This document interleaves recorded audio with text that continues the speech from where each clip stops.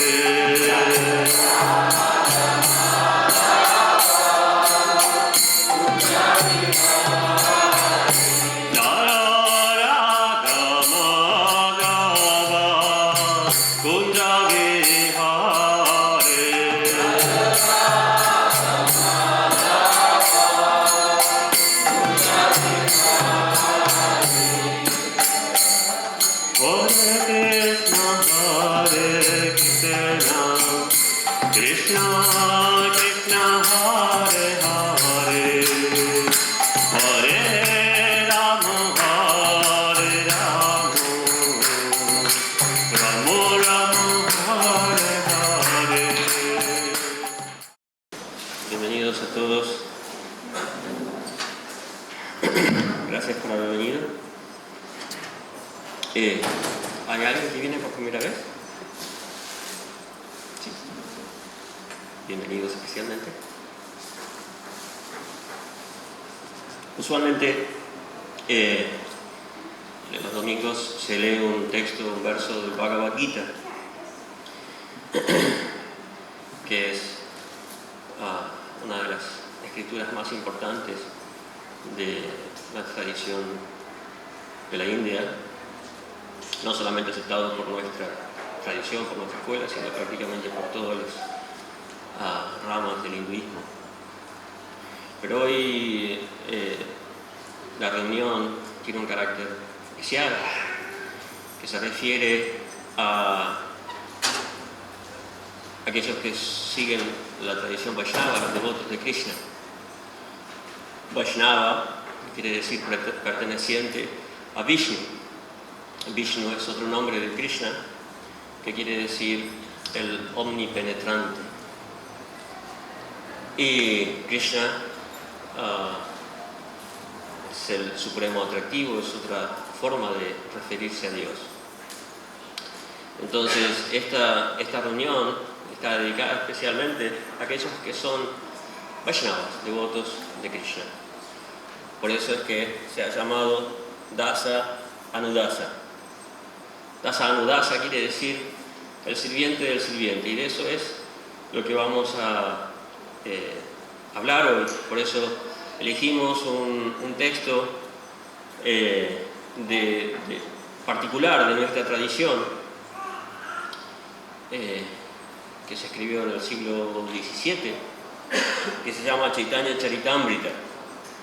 Chaitanya Charitamrita es una de las dos biografías más importantes del fundador de nuestra línea, Sri Chaitanya Mahaprabhu, y se refiere a este título, Dasa Anudasa, sirviente del sirviente. Y acá un poco Krishna, o sea, Chaitanya, en su diálogo con un maestro que se llamaba Sarvabhauma Bhattacharya, le explica a qué se refiere con eso. Entonces, lo vamos a leer. Está el texto, así que lo vamos a entonar todos. Yeme Bhakta Jana Bhakta Name Bhaktas Chate Jana No Bhaktanam Chaye Bhaktas Deme Bhakta Tamamotaha Ye aquellos que míos Bhakta Jana devotos Partha o Partha no míos Bhakta devotos Cha y Te aquellas Jana personas Mad Bhaktanam de mis devotos Cha ciertamente Ye aquellos que Bhakta devotos Te esas personas míos Bhakta Tama devotos más avanzados Mota esa es mi opinión. El Señor Krishna le dijo a Arjuna: aquellos que son directamente mis devotos en realidad no son mis devotos, pero los que son devotos de mis sirvientes son verdaderamente mis devotos. Significado: este verso que cita Sri Chaitanya Mahaprabhu es del Adi Purana y también se incluye en el Lagu Bhagavatamrita 2.6. Vamos a repetir. Yeme Bhakta Jana Partha Name Bhaktas Chate Jana Mad Bhaktanam Chaye Bhaktas Teme Bhakta Tamamataha. El Señor Krishna le dijo a Arjuna: aquellos que son directamente mis devotos en realidad no son mis devotos, pero los que son devotos de mis sirvientes son verdaderamente mis devotos.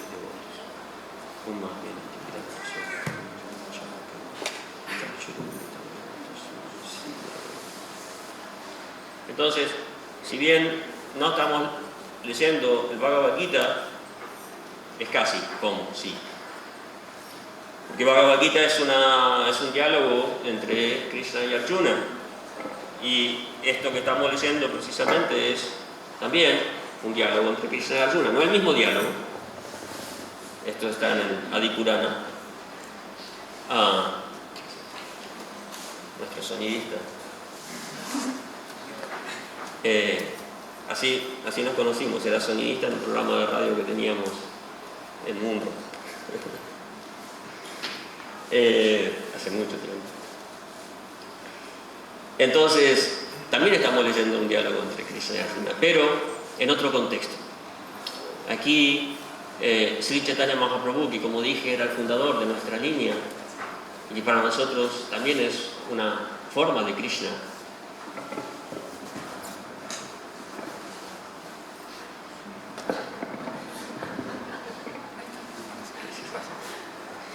él está enseñando con su ejemplo, porque si bien es Krishna, él viene no como el Supremo, él viene como el devoto de Krishna. Él con su ejemplo muestra cómo debe ser en esta era, o en realidad en cualquier era, en cualquier circunstancia, cómo debe ser un devoto de Krishna, cómo debe comportarse, cómo debe relacionarse, cómo es su búsqueda de su conexión con Dios, cómo es su relación con todos los demás. Entonces, para eso él utiliza, por ejemplo, citas, muchas citas. En el Chaitanya Charitamrita vamos a encontrar infinidad de citas de otras escrituras para certificar que lo que está diciendo no es un invento suyo, aunque en realidad en última instancia lo es porque es Krishna. Pero a diferencia muchas veces de otras supuestas encarnaciones de Krishna que dicen, ¿no? Esto es así porque yo lo digo, o algo que lo escuchamos muy a menudo, aunque venga de personas que no se consideren el Supremo. Pero de todas maneras tenemos esa tendencia a ponernos por encima o tratar de imponer nuestra opinión, nuestra conclusión, nuestra forma de ver las cosas. Krishna viene y dice, bueno, esto no es así porque yo lo diga, sino porque ya fue comprobado, ya es una verdad aceptada por la experiencia y por las personas sabias. Entonces cita muchísimas escrituras, incluso en el Bhagavad Gita, él cuando le explica a Arjuna tal o cual cosa, él dice, los sabios han concluido esto porque han visto de la realidad, o sea, los videntes de la verdad han visto tal cosa, ¿no? Continuamente Krishna está haciendo referencia a también otras autoridades. Y nosotros, después que leemos y escuchamos su palabra, nos damos cuenta de que es perfecto también lo que él dice. Entonces, lo aceptamos, pero a su vez nos está mostrando con ese ejemplo, ¿no? Que él no solo es el Supremo, sino también tiene una relación muy humilde con su devoto. Y eso es lo que muestra así Chaitanya Mahaprabhu. Chaitanya, él decía, yo pertenezco a mis devotos. Ellos pueden hacer conmigo lo que deseen. Si quieren, me pueden vender, si quieren, me pueden decir que haga esto, que haga lo otro, porque esa es la relación que se establece de amor, ¿no? La persona que se entrega completamente al Señor, ¿no? El Señor reciproca de la misma forma entregándose a esa persona. Él dice, yo soy igual para con todos. El Bhagavad Gita explica, yo soy Samohan Sarvabhutishu, ¿no? Yo soy ecuánime, igual para con todos los seres, Pero aquellos que me buscan en una forma personal, yo me entrego recíproco de la misma manera. Porque un aspecto importante para entender de la conciencia de Krishna como proceso espiritual y religioso es que nosotros no adoramos a Krishna porque es Dios. El concepto de Dios en realidad es algo que estamos muy acostumbrados en Occidente, pero desde la conciencia de Krishna se enfoca un poco más ampliamente. Porque nosotros en realidad, y la mayor parte de las escrituras védicas, en las escrituras del hinduismo, se habla de la verdad absoluta, no solo de Dios. O sea, para nosotros Dios es la verdad absoluta. Pero hay una diferencia muy grande de comprensión, de enfoque. normalmente se ha definido a Dios como el Ser Supremo. Entonces, tenemos a alguien que generalmente lo vemos como muy lejano. Dios allá arriba, nosotros acá abajo. Dios, el más antiguo, sin comienzo, entonces debe ser un viejo con barba. Y así, nos creamos un montón de imágenes. Pero cuando hablamos de verdad absoluta, es una forma completamente distinta de enfocar la relación incluso con Él. Porque verdad absoluta implica todo, es todo incluyente. A veces en muchas religiones, ¿no?, como en el judaísmo, en el islamismo y también en el cristianismo, pero no tanto, se habla del uno. Dios es uno. Eso, especialmente en el islamismo, se hace mucha énfasis. Y es, en realidad, esa idea, Dios es uno. Lo que pasa que es todo incluyente. No hay algo aparte de la verdad absoluta. No puede existir algo aparte de la verdad absoluta. Porque todo fundamenta su existencia en esa verdad absoluta.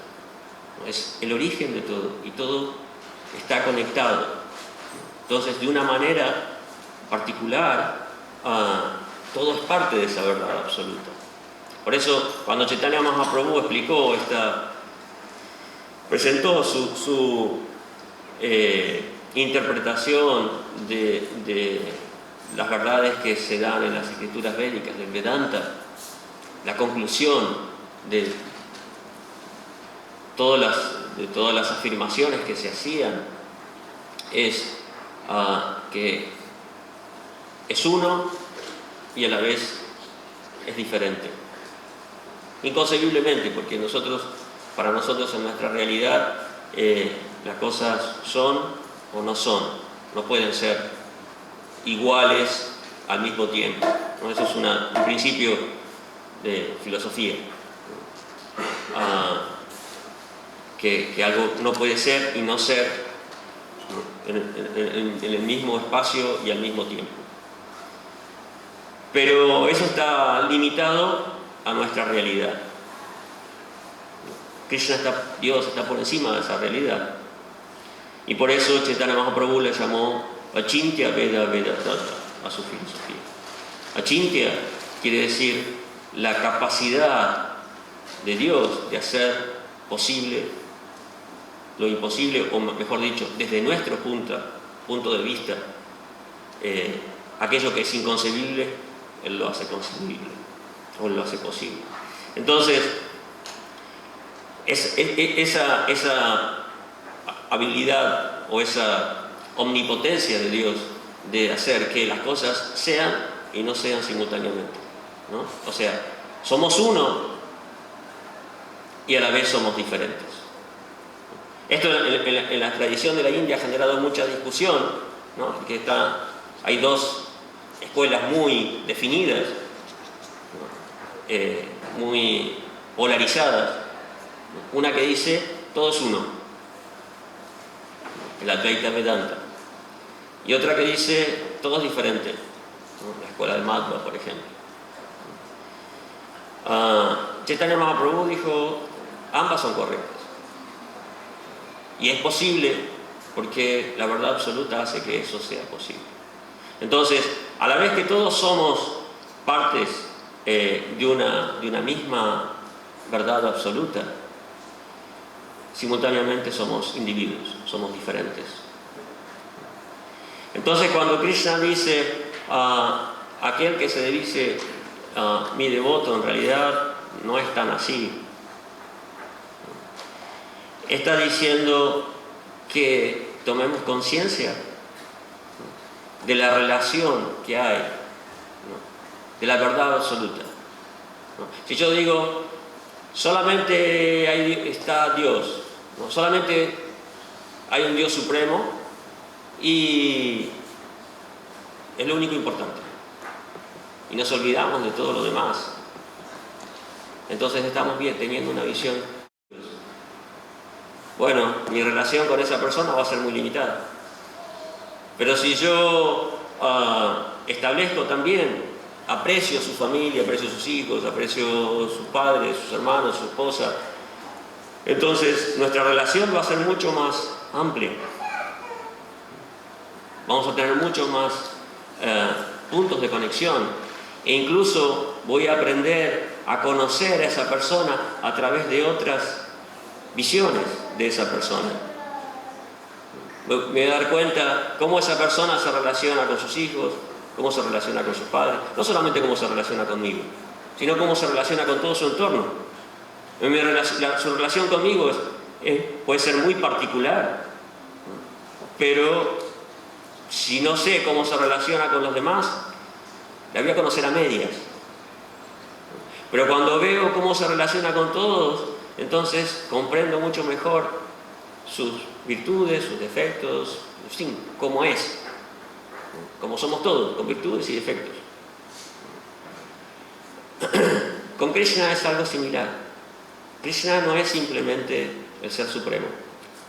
Y alguien con quien nos relacionamos cuando vamos a la iglesia o vamos al templo o oramos, o lo aceptamos o lo rechazamos, porque aquellos que lo rechazan también es una forma de relación, también es una forma de fe.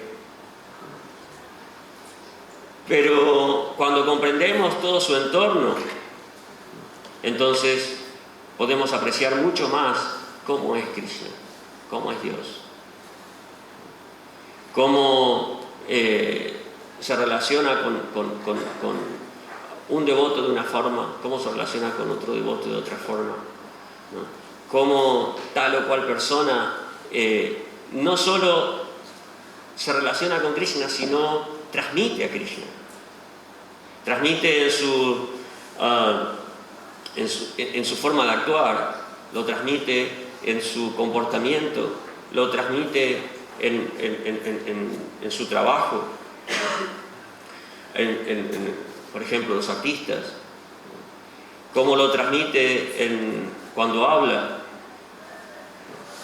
Eso es fundamental para nosotros. Nosotros no podemos decir, yo soy devoto de Krishna y punto, ahí se acabó. No podemos decir eso. Porque estamos cometiendo un grave error si decimos simplemente eso. Yo soy devoto de Krishna y lo demás no me importa. Krishna no es muy feliz con eso, porque todo lo demás también es parte de él.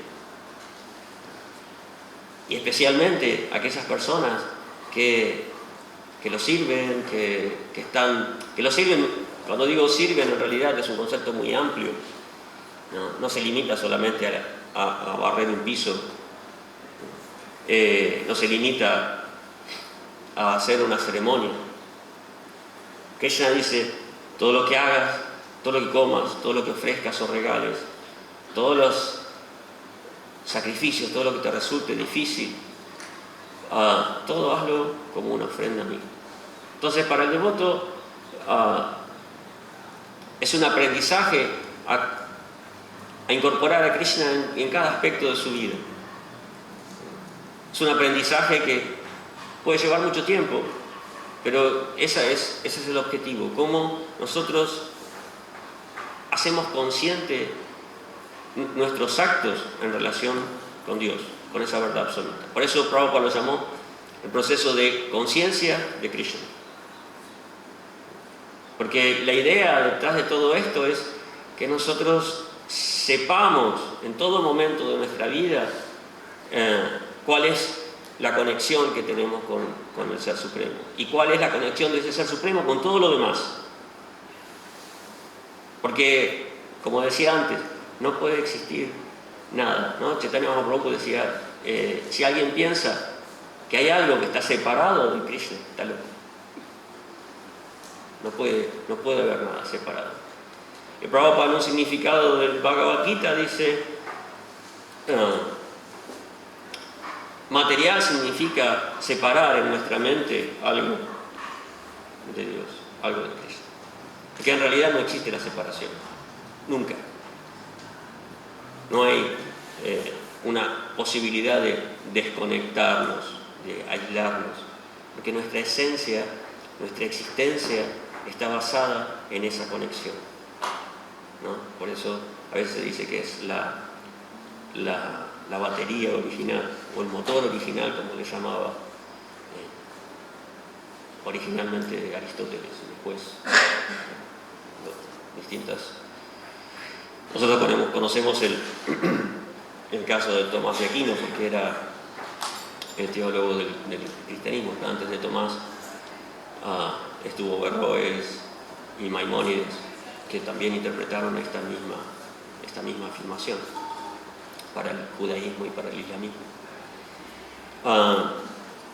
Entonces, no puede existir nada que no esté conectado con Cristo. Entonces, en nuestra vida, en nuestro aprendizaje de la vida espiritual, la base de esta tradición, de esta escuela, de este proceso que nosotros seguimos, es conectar todo lo que nosotros hacemos y fundamentalmente la conciencia que nosotros tenemos cuando lo hacemos, ¿no?, con la verdad absoluta, con Dios.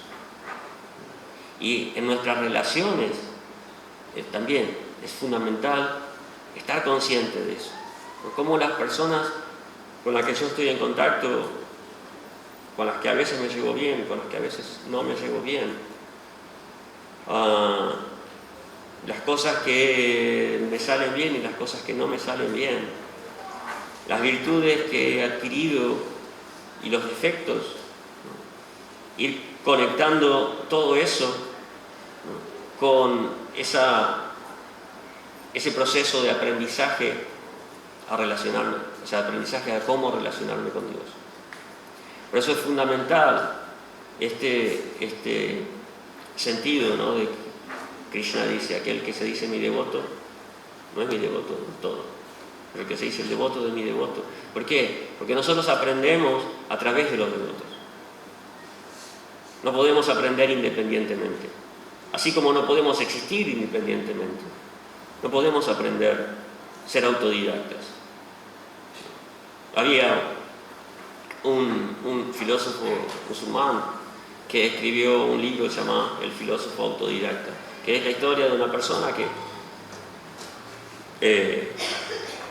crece en una isla solo y a través de su observación y de su razonamiento y de su experiencia, ¿no?, llega en última instancia a la conclusión de la existencia de Dios. Pero es una, ¿cómo puedo decir? Es una exaltación de la razón del ser humano, que puede alcanzar el último objetivo simplemente a través de la razón. Hay escuelas en India que también siguen este camino. Por ejemplo, el Nyaya, uno de los 6 sistemas filosóficos más importantes en la India. El Nyaya fundamenta su proceso de crecimiento espiritual, de liberación, en el razonamiento, en el conocimiento. Entonces, es muy estricto en cuanto a los procesos para conocer algo, como hizo Descartes en Occidente, ¿no? O sea, parte de la duda absoluta. Primero que nada, parto de mí mismo. ¿Quién soy? ¿No? Soy, ¿no? Pienso, luego existo, entonces existo, ¿no? Ese tipo de proceso. Pero en realidad, con ese proceso podemos llegar hasta un cierto punto. Porque nuestro intelecto, nuestra razón, nuestra mente tiene limitaciones. Entonces podemos, sí, vamos a adquirir conocimiento, vamos a tener ideas, pero en un punto nos quedamos cortos. ¿Hasta dónde podemos conocer? ¿Cuánto podemos conocer? ¿Cuánto podemos razonar? Mucho, sin duda. La ciencia moderna es una prueba. sea, el descubrimiento de objetos, por ejemplo, en el espacio que nunca se han visto, que simplemente se concluyen que están ahí por cálculos, ¿no? Se infiere que están ahí y después se descubre, después se confirma ese razonamiento. Se puede alcanzar mucho, pero hay cosas que están mucho más allá. Y ese conocimiento solo se puede adquirir por revelación. Ese conocimiento que está más allá solamente se puede adquirir porque alguien nos lo transmite. La fuente original nos lo transmite, Krishna nos lo transmite. Así como Krishna le habla a Arjuna y le explica muchísimas cosas. Y Arjuna, o mejor dicho, la persona que escuchaba la conversación después se lo transmite a otro y así. ¿No? Eso para nosotros se llama parampara, la cadena de sucesión discipular. Básicamente es una cadena de transmisión oral. No es leer un libro, ¿no? Alguien tiene una revelación y escribe un libro, entonces todo el mundo puede leerlo, ¿no? Por ejemplo, en la batalla de Kurukshetra había miles y millones de personas ahí escuchando el Bhagavad Gita. Y sin embargo, Krishna le está diciendo a Arjuna: este es el más secreto de todos los secretos. ¿Cómo es posible? Se lo está diciendo ante millones de personas. Como si yo voy a la televisión y digo, no, voy a decir un secreto que no se lo cuenten a nadie. Lo estoy diciendo en el programa de Susana Jiménez o algo por el estilo. Es un poco incompatible, contradictorio. Pero la cuestión es que no es simplemente un conocimiento que se transmite, no es solo teoría. Hay que vivirlo para poder entenderlo. Y esa es la clave de esta cadena de sucesión discipular. Nosotros lo recibimos de una persona que lo experimenta, que por lo tanto tiene otra experiencia, valga la redundancia, tiene otra comprensión de ese conocimiento teórico. No es simplemente algo que escuchó y que repite, que no está mal, pero es limitado, sino que lo experimentó. Yo puedo decir que un mango es rico porque lo probé. Entonces puedo recomendarlo, ¿no? Y le puedo decir a la persona: no, pero tenés que pelarlo, porque si no lo pelás es horrible. Si te lo comes así sin cáscara, no se lo recomiendo nada. Entonces tengo la experiencia y puedo decir cómo hacerlo. Y por eso es que Krishna dice: aquel que es devoto de mi devoto. Porque ese devoto ha establecido una relación con él, lo conoce y puede presentarlo. De otra forma, si nosotros decimos: yo solo me arreglo, nos vamos a quedar cortos. Nos vamos es como si dijéramos: yo voy a ver a la presidenta. Más de uno quisiera, ¿no? Lo que le plantean ya es problema de usted, pero más de uno quisiera ir a ver a la presidenta directamente y decirle: mire, las cosas son así. Pero no se puede, ¿no? Hace falta un montón de protocolos. Pero si alguien conoce de repente, no sé, al hijo de la presidenta, es más fácil que el hijo se salte todos los protocolos, ¿no? Y diga: esta es mi mamá. O sea, más allá de que sea la presidenta, es mi mamá. Bueno, esa es la relación con Krishna. Por eso hacía la diferencia al principio con Vishnu y Krishna. Krishna es Dios, el presidente, ¿no? A una escala cósmica. Krishna es papá, o el amigo, o, ¿no? esa persona con la cual podemos contactarnos, relacionarnos sin tanto protocolo.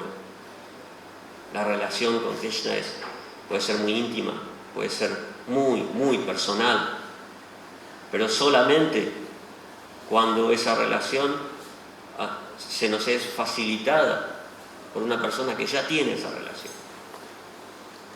Y esos son los devotos.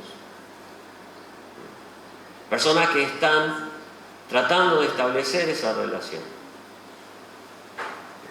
Están aquellos que ya la han establecido y aquellos que están en el proceso, que somos la mayoría. Los que ya la establecieron, bueno, son muy afortunados, pero no es algo tan fácil. Prabhupada lo llamó el lento proceso de la conciencia de Krishna, en el significado del Bhagavatam.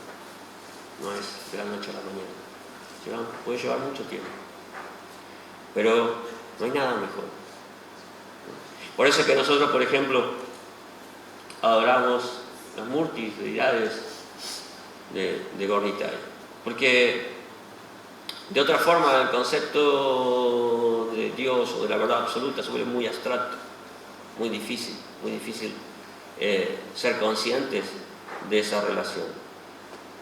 En cambio, cuando establecemos unas imágenes que para algunos pueden resultar incomprensibles o no, en algunas tradiciones religiosas hasta intolerables, pero el sentido de las deidades, de las murtis para el devoto es poder fijar su mente en una forma de Krishna y establecer esa relación a través de un servicio personal. Estas deidades, una vez una persona decía, para mí son dos floreros. Tú estás siempre llena de flores. Yo las veo, son dos floreros. Pero nada dista más de la verdad. Nada, o sea, eso está muy lejos de la verdad. Estas deidades hace mucho tiempo que están en Buenos Aires.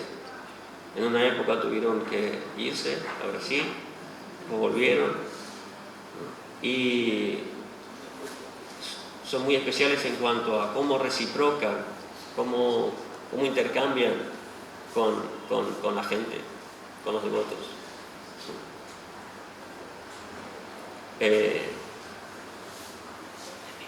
Depende de cada uno de experimentarlo, pero están ahí, esperando, están ahí en la expectativa. A ver, se acercan, las personas se acercan, le ofrecen sus oraciones, le hacen sus pedidos, lo que sea, ¿no? Le ofrecen sus regalos, establecen ese vínculo, y Krishna reciproca, como decía el verso ese del Bhagavad Gita: yo soy igual para con todos, pero aquel que se acerca a mí, yo le doy una atención especial, porque es lo que la persona busca. O sea, Krishna se relaciona con cada uno de nosotros imparcialmente, ¿no? Si alguien no lo busca, lo rechaza, él no se mete, no fuerza, porque eso es nuestro libre albedrío. Y en una relación real, en una relación amorosa, el libre albedrío es fundamental. Entonces, si alguien dice, no quiero tener nada que ver con eso, bueno, está bien. Pero si alguien se acerca, ¿no? Él dice, sí, ¿qué pasa? Aquí estoy. Pero el devoto puede ser que no respete tanto ese libre albedrío. Alguien dice, no, yo no quiero saber nada con Dios. Pero el devoto puede buscarle la vuelta para reconectar, ¿no?, a esa persona con Dios, para hacerle incluso cambiar un poco su forma de ver las cosas, ¿no? Y que esa persona pueda apreciar aquello que él está apreciando. Por eso los devotos son tan queridos por Krishna, ¿no? Por eso, por ejemplo, ¿no?, la labor de nuestro fundador, de Prabhupada, aquí en Occidente, es tan apreciada por Krishna, porque si no, nosotros no estaríamos aquí hablando de todo esto ahora, ni tendríamos esta posibilidad de practicar este proceso, ni sabríamos siquiera quién es Krishna. O sea, sí, hablaríamos de Dios, pero en una forma, como decía, mucho más protocolar, formal, ser, ¿no? En Occidente existe mucho de esta afirmación, alguien temeroso de Dios, esa forma de ver a Dios, que es una forma de verlo, pero tiene muchos otros aspectos, tiene aspectos mucho más amorosos, personales, íntimos, y eso lo recibimos porque alguien dijo, yo me voy a tomar el trabajo de ir, de viajar y de dar a conocer esto. Por eso es que Krishna dice, aquellos que se dicen los devotos, de mis devotos, esos son mis devotos. Porque el devoto de Krishna siempre va a estar tratando de transmitir a Krishna. Bien, mal, con limitaciones, todos somos seres falibles, limitados, imperfectos, tenemos un montón de condicionamientos. Pero de todas maneras, ¿no? Cuando la persona hace esto, ¿no? Una vez el fundador de nuestro movimiento Prabhupada estaba en Australia y cuando los devotos todavía eran muy jóvenes, muy nuevos, y había deidades de Radha Krishna y el servicio no era muy bueno. El servicio, la atención a las deidades no era muy bueno. Y Prabhupada le oró a las deidades y les dijo, no, por favor, no, yo te dejo aquí en manos de estas personas que no saben. Ayúdalos, cualifícalos, ayúdalos a servirte. Y cuando fue el año siguiente, el estándar había cambiado completamente. El servicio ya era de muy buena calidad de servicio para Krishna. Y Prabhupada cuando vino a Occidente vino con ese enfoque. A otros habían venido antes y habían dicho, no, occidentales no pueden dejar de comer carne, imposible. No adorar a Krishna, no, imposible. Otros, incluso en la misma tradición de Prabhupada. Prabhupada vino con esa conciencia, con esa mentalidad, ¿no? Vamos a hacer las cosas posibles para los occidentales. Por eso, vuelvo a repetir, Krishna dice, el devoto de mi devoto, ese es mi devoto.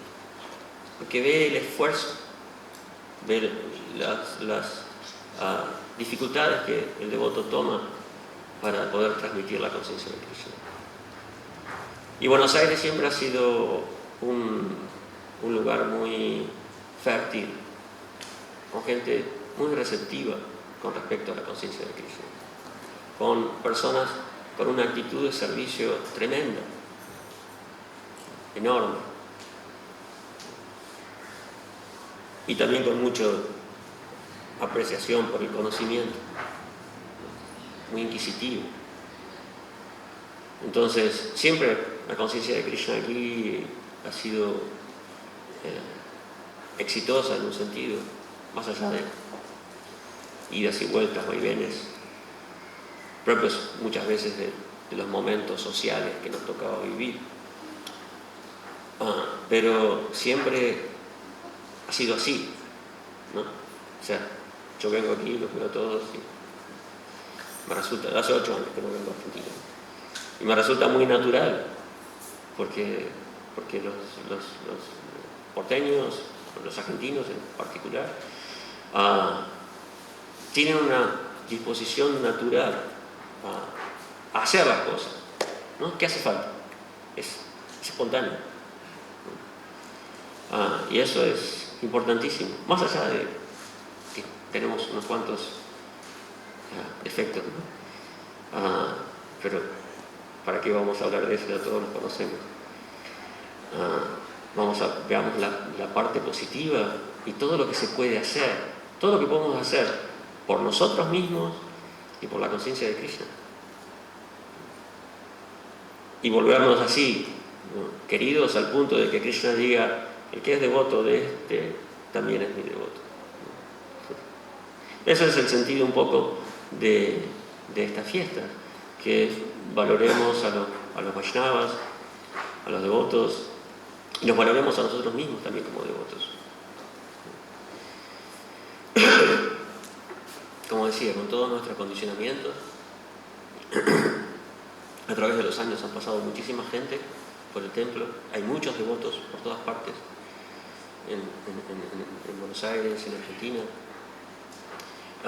y que podamos valorar a todas esas personas y nosotros también como parte de esa verdad absoluta que es Krishna. Ahora no sé si quieren hacer alguna pregunta, algún comentario, si tienen alguna duda.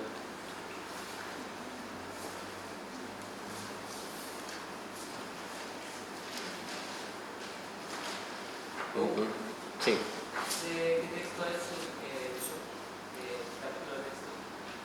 Es el Chaitanya Charitamrita, el Madhya Lila. El Chaitanya Charitamrita está dividido en 3 partes, ¿no? Adi, que es el origen o el comienzo, Madhya, la parte media, y Antya, o el final. Entonces, esto es del Madhya, la parte media.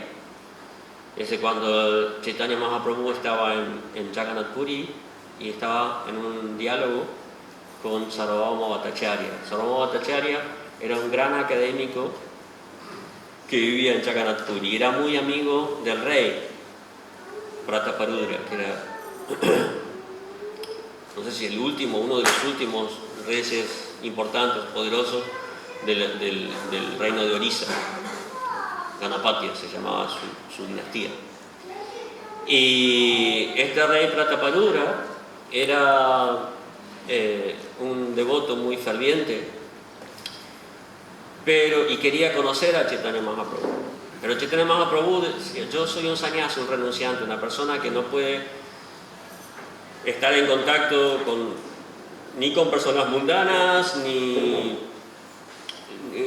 enredado en asuntos mundanos, materiales, ¿no? Un rey está, primero que nada, es un político, y ya eso era una desventaja grande, porque siempre fueron políticos, siempre es así, una especie, con tratos diplomáticos, intereses, etcétera, etcétera, etcétera. Entonces Chaitanya Mahaprabhu decía: no, un sannyasi, también por una cuestión de etiqueta, no puede estar con un rey. O sea, son 2 cosas que tienen que estar separadas: la mística, la espiritualidad, la cuestión administrativa, que lamentablemente en la historia de la humanidad no han estado separadas, han estado muy juntas, y eso ha sido una gran desventaja para la religiosidad de la gente. Hoy en día, si la gente se aleja mucho de la religión, es por esta unión entre poder y religión. Entonces Chaitanya Mahaprabhu decía: no, yo sé que es un devoto, yo sé que... y se negaba a encontrarse con el rey. Hasta que en una ocasión el rey dejó todo de lado, sacó la corona, sacó todos los alhajas y demás, símbolos de mando, y se puso a barrer la calle delante del desfile de las deidades de Krishna, de Jagannath. Y después de eso, el rey fue hasta donde estaba Chaitanya Mahaprabhu y comenzó a recitar versos en glorificación a Krishna. Y recién entonces, cuando Chaitanya Mahaprabhu vio que esa persona estaba más allá de su posición, que fundamentalmente era un devoto ferviente, entonces aceptó hablar con él. Y este diálogo, esto que leímos, está en ese contexto, cuando Sarvabhauma trataba de convencer a Chaitanya Mahaprabhu para que se encontrara con el rey.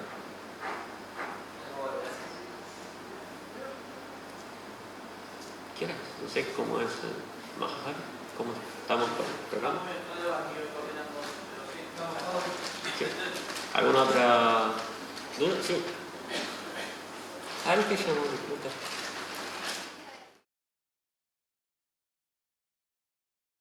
Necesitaban bebés y cómo se los comían.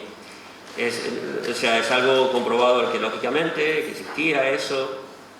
Entonces, y bueno, hubo muchos ejemplos de este tipo de cosas.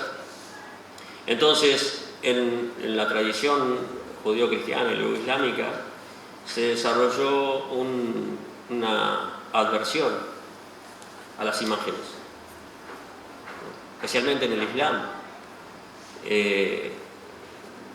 Toda representación de Dios con una forma antropomórfica, con una forma parecida a la humana, se rechaza, ¿no? Incluso las imágenes de los santos, en el Islam especialmente, en el judaísmo también, en el cristianismo en ciertas ramas, no obviamente como todos conocemos en el catolicismo. Pero básicamente la idea detrás de ese rechazo era que, bueno, alguien se imaginaba, se inventaba una forma a la cual adorar y convencer a los demás. Fundamentalmente ese era el kit de la cuestión: convencer a los demás para que también la adoren, porque eso traía beneficio. En la tradición védica, ¿no?, hay distintas eras, distintas etapas en las cuales se enfatiza distintos procesos. Una de esas etapas es la adoración de deidades. Y es muy antiguo, y todo el proceso de establecimiento de una deidad es muy elaborado, no es producto de la imaginación de alguien. La forma de la deidad está basada en revelaciones, no en que un día se me ocurrió esto y lo hice y ahí está, Dios, ¿no? Sino Dios se revela, ¿no?, como el caso de Jagannath, por ejemplo, o el caso de las principales deidades de Vrindavan, ¿no?, que fueron hechas en base a la descripción de alguien que vio, que conoció a Krishna. Y en base a eso se hizo la deidad de Radha Govinda, Radha Gopinath y Radha Madana Mohan. Entonces, Dios se revela y en base a esa revelación se hace la imagen, ya muy antiguamente. Pero la imagen de por sí no entra en la categoría de deidad, hasta que el devoto que ya ha establecido esa relación con Krishna, el devoto que se ha entregado completamente y que por lo tanto Krishna accede muchas veces a lo que ese devoto puede pedirle, ese devoto fundamentalmente le ora a Krishna y le dice: por favor, desciende, el concepto de avatar. Avatar quiere decir aquel que desciende. Krishna, Dios, puede descender porque es Dios, o sea, hace lo que quiere y lo que le pide su devoto. Entonces le pide: por favor, desciende y asume esta forma para que yo pueda servirte así personalmente. Entonces eso se llama la instalación, lo que nosotros llamamos generalmente la instalación de una deidad. Hace todo en una ceremonia muy elaborada, pero fundamentalmente es el pedido del devoto lo que hace que Krishna se sienta atraído y descienda y asuma esa forma. A veces, fundamentalmente es el deseo de servir, ¿no? Es el deseo del devoto de servir a Krishna, ¿no? Es como Gopal Bhatta Goswami, uno de los discípulos del señor Chaitanya. Él tenía shilas. Los shilas son formas de Krishna que aparecen en una parte de los Himalayas, en los orígenes del río Gandaki, y que son como unas piedras negras que tienen formas muy particulares, ¿no? Y él tenía varias shilas que adoraba de una manera muy simple, ¿no? La adoración de shilas es algo muy antiguo dentro de la India y él las adoraba de una forma muy simple. Y sus asociados, compañeros, amigos, los otros Goswamis, tenían imágenes de Krishna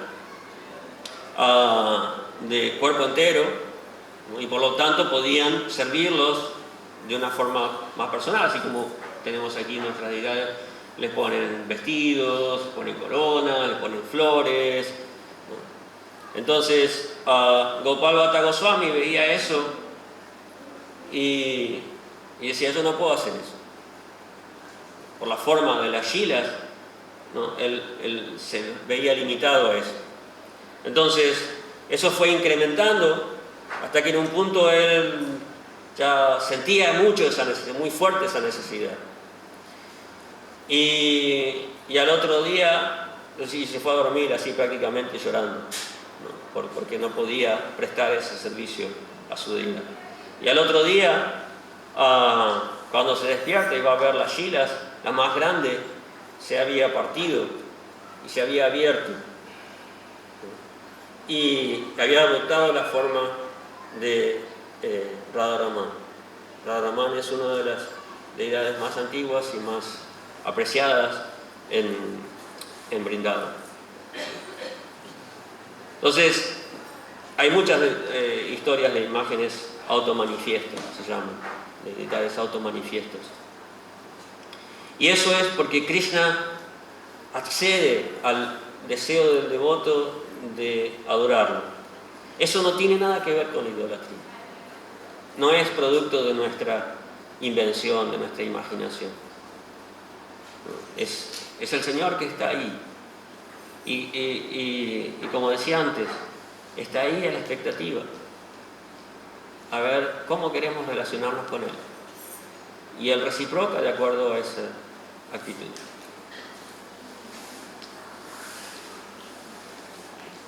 ¿Alguna otra pregunta? ¿Comentario?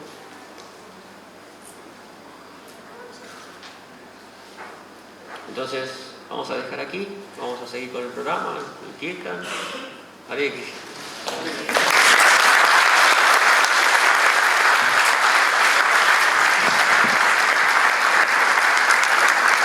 Cuarta pregunta.